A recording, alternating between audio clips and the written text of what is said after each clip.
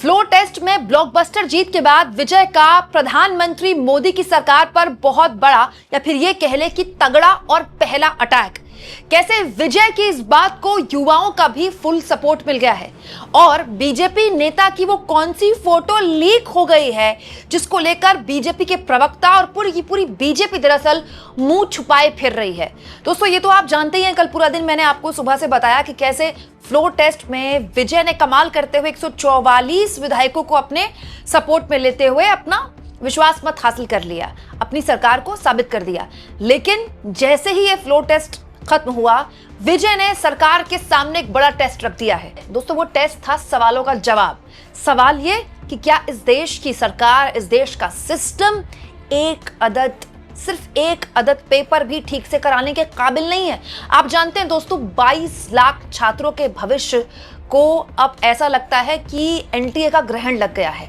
Back to back पहले 2024 और 2026 का नीट का पेपर लीक हुआ, जिसके बाद विजय ने इस पूरे मसले पर जो बात बोली है वो न केवल तमिलनाडु के मुख्यमंत्री के तौर पर वहां के युवाओं की आवाज है, बल्कि इस बीच बीजेपी नेता की एक फोटो लीक हो गई है जिसने बवंडर खड़ा कर दिया है। पूरी की पूरी सरकार सकते में है इस फोटो के लीक होने के बाद। सब कुछ एक एक करके बताती हूँ दोस्तों। इस एक वीडियो में 3-4 अलग अलग वीडियोस की जानकारी है, इसलिए वीडियो अंत तक जरूर देखिएगा। दोस्तों हुआ क्या, जैसे ही नीट का पेपर लीक हुआ तब से हर राज्य की तरफ से अपनी अपनी आवाज उठ रही है और ये बहुत बड़ा मसला है। 22 लाख से ज्यादा बच्चों का भविष्य अधर में है। उनसे कहा जा रहा है कि पेपर देने का जो एक ट्रॉमा होता है, जो मेंटल प्रेशर होता है, वो आपको दोबारा झेलना पड़ेगा। क्यों? क्योंकि सरकार का जो एनटीए है वो नीट का पेपर नहीं करवा पा रहा ठीक से, वो बैक टू बैक लीक हो जा रहा है। इस मामले में तमिलनाडु के मुख्यमंत्री ने बकायदा ऐसी बात लिख दी है जिसको लेकर बहुत से युवा उनसे इत्तेफाक रखेंगे। दोस्तों युवाओं का गुस्सा पहले ही 7वें आसमान पर है। इस मुद्दे पर आप देखिए तो सोशल मीडिया में बहुताया वो मिडिल क्लास जो कि बीजेपी का कट्टर समर्थक है, उनके युवा खूब बोल रहे हैं कि कैसे नीट के पेपर के लीक होने के बाद और रद्द होने के बाद उनके लिए अब अजीबोगरीब स्थिति बन गई, क्योंकि दोबारा पेपर देना पड़ेगा। इस मसले पर विजय ने लिखा है कि एनटीए ने अब एग्जामिनेशन कैंसिल कर दिया है जो कि गवर्नमेंट ऑफ इंडिया द्वारा अप्रूव्ड है और अब सीबीआई जो है इस पूरे मामले में इन्वेस्टिगेशन कर रही है। यह कोई पहली बार नहीं है कि नीट कॉम्प्रोमाइज्ड हुआ है। 2024 में भी क्वेश्चन पेपर लीक हुआ था, एफआईआर दर्ज की गई थी, 6 राज्यों में एफआईआर दर्ज हुई थी, सीबीआई को ट्रांसफर किया गया था केस और उसके बाद सुप्रीम कोर्ट तक मामला गया था। केंद्र की मोदी सरकार ने एक हाई लेवल कमेटी एक्सपर्ट्स की गठित की थी और ये जो एक्सपर्ट थे ये वाकई में बहुत बड़े लोग थे। डॉक्टर के राधाकृष्णन जो कि इसरो के फॉर्मर चेयरमैन है। सोचिए दोस्तों, तमिलनाडु के मुख्यमंत्री ये बता रहे कि 2024 में जब पेपर लीक हुआ था तो सरकार ने इसरो के पूर्व चेयरमैन की अध्यक्षता में कमेटी गठित की थी। कितनी बड़ी बात है कि बताइए कि ये क्यों हो रहा है, इसको कैसे रोका जाए। आगे विजय लिखते हैं 95 कॉम्प्रिहेंसिव रिकमेंडेशंस कमेटी ने रिफॉर्म के तौर पर सरकार को सौंपे, उसके बावजूद भी 2 साल बाद फिर से पेपर लीक हो गया और उसके बाद वो कैंसिल हो गया। दोस्तों आगे विजय लिखते हैं कि इस बात का प्रमाण है कि फ्लॉज और स्ट्रक्चरल फ्लॉज जो हैं वो नेशनल लेवल के एग्जाम पर हो रहे हैं। आगे जो बात विजय ने लिखी है वो और गंभीर है। विजय बताते हैं कि तमिलनाडु की जो सरकार है वो लगातार नीट का विरोध करती रही है। क्यों? क्योंकि नीट के आने से जो ग्रामीण एरिया के जो स्टूडेंट्स हैं, जो गरीब परिवारों से हैं, जो सरकारी स्कूलों में पढ़ते हैं, तमिलनाडु के मीडियम बैकग्राउंड से आते हैं या फिर सामाजिक और आर्थिक तौर पर वो इतने सक्षम नहीं हैं, ये उनके साथ भेदभाव करने वाला पेपर है। दोस्तों आगे विजय लिखते हैं तमिलनाडु की सरकार ये कहती रही है नीट को बंद कीजिए और स्टेट का जो कोटा होता है, अलग अलग स्टेट्स का कोटा होता है, उस कोटे के तहत 12वीं के जो मार्क्स हैं उसके मद्देनजर आप बच्चों को एडमिशन दीजिए। दोस्तों यहाँ मैं आपको बता दूं, मुख्यमंत्री जोसेफ विजय ने यह भी लिखा है कि 22 लाख के से ज्यादा जो बच्चे बैठे हैं देश भर में, उसमें अकेले जो तमिलनाडु के बच्चे हैं वो 1,40,000 के आसपास हैं और अकेले तमिलनाडु में 31 शहरों में उसके पेपर हुए थे।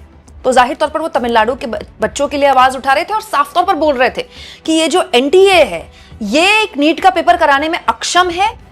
पहले भी हुआ है, 2024 में पेपर लीक हुआ फिर कैंसिल हुआ और ये दोबारा हो गया। ये बताता है कि अंदर से कुछ स्ट्रक्चर फ्लॉज है, अंदर से स्ट्रक्चर में कमी है। यहां मैं आपको याद दिला दूं दोस्तों, कि विजय जो ये बात बोल रहे हैं ना कि ये आर्थिक तौर पर जो कमजोर परिवार हैं उनके साथ ये पेपर भेदभाव करता है। हुआ यही है दोस्तों, जब से नीट का पेपर बनना शुरू हुआ है तब से हुआ ये है कि ये एक मिडिल क्लास या अपर मिडिल क्लास का पेपर बन के रह गया है, क्योंकि इसकी जो कोचिंग इतनी महंगी होती है कि नॉर्मल आदमी तो इसका पेपर दे ही नहीं सकता। उसके बाद अगर आपके अच्छे मार्क्स आ गए, अच्छा स्कोर आ गया, फिर आपको जो इंस्टीट्यूशन मिलेगा, जो आपको बहुत कम लोग होते हैं जिनको सरकारी इंस्टीट्यूशन मिलता है, प्राइवेट इंस्टीट्यूशन में ही जाना पड़ता है बच्चों को, उसकी फीस इतनी ज़्यादा है कि नॉर्मल आदमी अपने बच्चे के लिए सपना भी नहीं देख सकता। गरीब आदमी तो सोच ही नहीं सकता अपने बच्चे को डॉक्टर बनाने का। ये मुद्दा यहाँ पर विजय ने उठाया है। इस बीच बीजेपी के एक नेता की फोटो लीक हो गई है। जी हाँ दोस्तों, ये फोटो आपने भी देखी होगी। ये फोटो लगातार शेयर की जा रही है अशोक गहलोत द्वारा। दोस्तों, राजस्थान के पूर्व मुख्यमंत्री अशोक गहलोत ने ये जो फोटो शेयर की है, इसमें उनका कहना है कि ये जो शख्स आपको दिखाई दे रहा है ना, ये शख्स दरअसल बीजेपी का नेता है और ये मुख्य आरोपी है नीट पेपर लीक मामले का। जी हाँ दोस्तों, इसका नाम है दिनेश बिनवाल और इसको पुलिस ने गिरफ्तार कर लिया है। ठीक है, ये पुलिस के शिकंजे में है और अब अशोक गहलोत ने उसकी फोटो शेयर की है जिसमें वो बीजेपी के नेता के तौर पर दिखाया जा रहा है। उसने पोस्टर्स लगवाए हैं अपने, और बहुआ मोइत्रा ने भी ये फोटो शेयर की है जिसमें बकायदा उसके वो बीजेपी का नेता है, ऑफिशियली वो दिखा रहा है बीजेपी का नेता, और बड़े बड़े नेताओं के साथ मिलने की उसकी फोटोज भी हैं। दोस्तों, अशोक गहलोत ने फोटो शेयर करते हुए कहा है, नीट पेपर लीक में गिरफ्तार आरोपी दिनेश बिनवाल भारतीय जनता पार्टी का पदाधिकारी है। क्या यही वजह है कि राजस्थान की भाजपा सरकार ने नीट पेपर लीक को छिपाने का प्रयास किया एवं कोई एफआईआर दर्ज नहीं की? मैं 11 मई से कह रहा हूं, भाजपा सरकार एफआईआर क्यों नहीं कर रही? अब भाजपा की पोल खुल गई है। दरअसल दोस्तों, अशोक गहलोत पिछले काफी दिनों से लगातार बोल रहे हैं, और जब पेपर लीक हुआ और उसके बाद कैंसिल हुआ, पेपर बहुत दिन पहले हो गया था, कैंसिल अभी हुआ है 2-3 दिन पहले, तो जब कैंसिल हुआ उसके बाद अशोक गहलोत लगातार अपने सोशल मीडिया में पोस्ट भी कर रहे हैं और वो कह भी रहे हैं मीडिया से कि पेपर जब लीक हुआ था, जब पेपर हुआ था ना, उसके तुरंत बाद बच्चों ने जानकारी दी थी कि पेपर तो लीक हो गया, और बच्चों ने पुलिस को यह जानकारी दी। पुलिस ने एफआईआर दर्ज करने से मना कर दिया। अशोक गहलोत ने बकायदा अपने सोशल मीडिया में लिखा है, और पुलिस ने एफआईआर तब दर्ज की है जब बच्चों ने एनटीए को चिट्ठी लिखी। एनटीए के कहने पर पुलिस ने एफआईआर दर्ज की है। अब अशोक गहलोत कह रहे हैं क्योंकि ये पूरा जो घालमेल है, उनका आरोप है कि ये बीजेपी नेता इसमें इन्वॉल्व है और तार बहुत ऊपर तक जुड़े हैं, इसीलिए राजस्थान की पुलिस जो है वो एफआईआर देरी से दर्ज कर रही थी, आनाकानी कर रही थी। अच्छा, भास्कर की एक खबर भी शेयर की है अशोक गहलोत ने। यहां पर आप देखिए, इसमें लिखा है भास्कर की खबर में कि गुरुग्राम की गैंग से जयपुर के 2 भाइयों ने 26 अप्रैल को 30 लाख में खरीदा नीट का पेपर, 29 को सीकर में छात्रों ने बेचा। किसके गैंग से खरीदा? गुरुग्राम माने हरियाणा। हरियाणा में कौन? डबल इंजन की सरकार। किसको बेचा? सीकर के एक छात्र को। सीकर माने राजस्थान में किसकी सरकार? डबल इंजन की सरकार। आप सोचिए ये कितना खतरनाक खेल खेला जा रहा है। ठीक है, और दोनों ही राज्य सरकारों की पुलिस इस पूरे मामले में बिल्कुल निष्क्रिय रही, कुछ नहीं किया। दोस्तों, यहां इस खबर में लिखा है, सीकर में बच्चों के मोबाइल पर 1 महीने पहले ही मैसेज आ गए थे कि नीट पेपर मिल जाएगा। 1 महीने पहले बच्चों के मोबाइल में मैसेज आ रहे हैं और पुलिस को भनक तक नहीं लग रही है। आगे देखिए क्या लिखा है, जमवारामगढ़ निवासी छात्र ने पहले ही कुछ छात्रों को बोल दिया था। इसी छात्र के परिवार से पिछले साल 3 लड़कियों 1 लड़के का नीट में सिलेक्शन हुआ था। दोस्तों, इसमें लिखा है कि इनके जो परिवार वाले हैं, दिनेश बिवाल और मांगीलाल, हरियाणा के गैंग के संपर्क में। मतलब इस परिवार के 1-2 बच्चों को पहले भी नीट में सिलेक्शन हो चुका है उनका, और उसी परिवार का एक बेटा बोल रहा था, उसने 1 महीने पहले ही बोल दिया था कि नीट का पेपर आ जाएगा, और ये सब कुछ 1 महीने पहले से चल रहा है। आप सोचिए ये कितना बड़ा खिलवाड़ हो रहा है और ये कितनी बड़ी सजा है बच्चों के साथ। मैं आपको बता रही हूँ दोस्तों, मैंने नीट के बच्चों को ना पूरी तैयारी करते हुए बहुत ही क्लोजली देखा है। मैं रही हूँ उन बच्चों के साथ। मैं आपको बताती हूँ, जो पेपर देना होता है ना, जब पेपर की तारीख आ जाती है, वो जो 1 महीना होता है ना, वो इतना ट्रॉमेटिक होता है, इतना ज़्यादा थकाने वाला होता है, जिसमें बच्चा शायद डेली का 5-6 घंटे भी मुश्किल से सो पाता है। वो सिर्फ पढ़ता है, ना कोई फ़ोन है, ना कोई टीवी है। आप किसी से बात भी नहीं करते हो क्योंकि आपका टारगेट होता है मैंने आज इतना कोर्स कंप्लीट करना है। साल भर पता है आपको नीट के बच्चे कैसे प्रिपरेशन करते हैं, आपको तो पता होगा, आपके परिवार में कोई होगा तो। ये बच्चे रात को सोते नहीं हैं क्योंकि इन सब की कोचिंग सुबह 10 बजे 11 बजे होती है, तो ये क्या करते हैं, पूरी रात पढ़ते हैं। पूरी रात पढ़ते हैं, चैप्टर को रिवाइज करते हैं, क्योंकि इनका टारगेट होता है मुझे इतना सिलेबस आज कंप्लीट करना है, क्योंकि अगले दिन नहीं किया तो फिर और बढ़ जाएगा बोझ, तो डेली का डेली टारगेट कंप्लीट करते हैं। तो ये बच्चे जो होते हैं ना, रात को 3-4 बजे सोते हैं। ऐसा ये 1-2 साल लगातार करते हैं, 3-4 बजे सोते हैं ताकि ठीक 9 बजे उठें और 10 बजे अपना कोचिंग चले जाएं।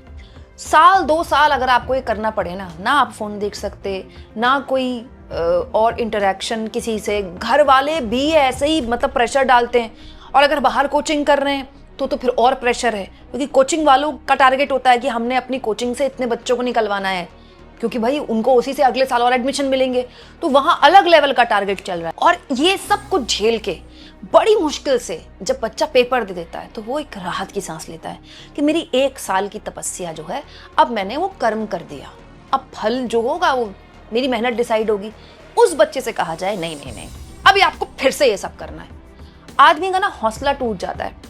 हम अपने देश के 12वीं के बच्चों को सोचिए किस लेवल पर टेस्ट कर रहे हैं, मतलब उनका अभी तो वो इस सिस्टम में जाने लायक भी नहीं है, बहुत छोटे हैं। 12वीं का बच्चा कितना छोटा होता है, उस बच्चे का इस सिस्टम से किस लेवल पर भरोसा उठ जाएगा, आप सोचिए। कितने शर्म की बात है दोस्तों। अब मैं एक बात बोलूंगी तो बीजेपी के जो सपोर्टर हैं वो बिलबिला उठेंगे। एक डायपर लीक नहीं होता है, इनका पेपर लीक हो जाता है। वैसे ये डायलॉग दोस्तों खान सर का है, बहुत तगड़े गुस्से में इन दिनों खान सर। मतलब कितने शर्म की बात है, प्रधानमंत्री रात को 8 बजे क्या भाषण करने वाले हैं टीवी पर, कुछ लीक नहीं होता, जबकि वो पहले से ही रिकॉर्ड हो चुका होता है। किसकी पर्ची निकलेगी और मुख्यमंत्री बनेगा, लीक नहीं होता।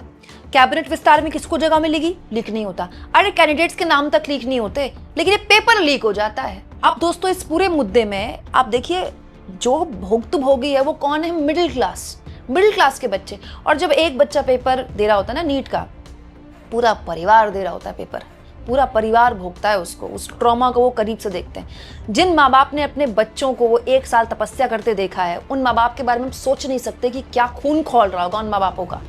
और बहुताया लोग इनमें से बीजेपी के सपोर्टर होंगे, क्योंकि टोटल मिडिल क्लास बीजेपी का सपोर्टर है। और इसमें जो दोस्तों तमिलनाडु के मुख्यमंत्री विजय ने मुद्दा उठाया है ना, कि ये जो पूरा पेपर है, ये नीट का जो पेपर हुआ जब से एनटीएस का करने लगा, ये एक्चुअली में ये पूरा पेपर एक बहुत ही समृद्ध समाज के लिए हो गया। गरीब आदमी सोच नहीं सकता नीट का पेपर देने के लिए। आप इसको किस तरह से लेते हैं, जब इस पूरे एपिसोड में अब बीजेपी के कथित तौर पर फोटो एक नेता की वायरल की जा रही है और इस पूरे मामले में बीजेपी की चुप्पी है? कमेंट बॉक्स में जरूर लिखें और जितना हो सके चैनल को शेयर भी करें दोस्तों और सब्सक्राइब भी।